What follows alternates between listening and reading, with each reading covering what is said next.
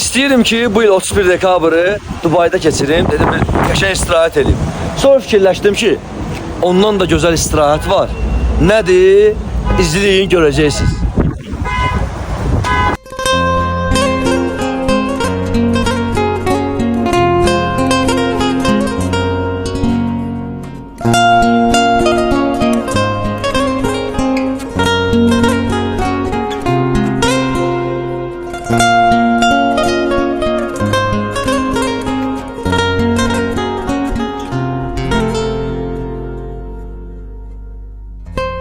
Və bizim də istirahətimiz budur.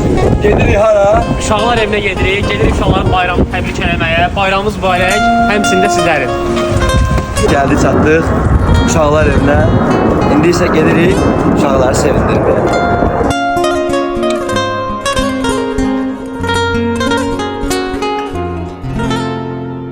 Sən gözlərin nə geçir? Hə?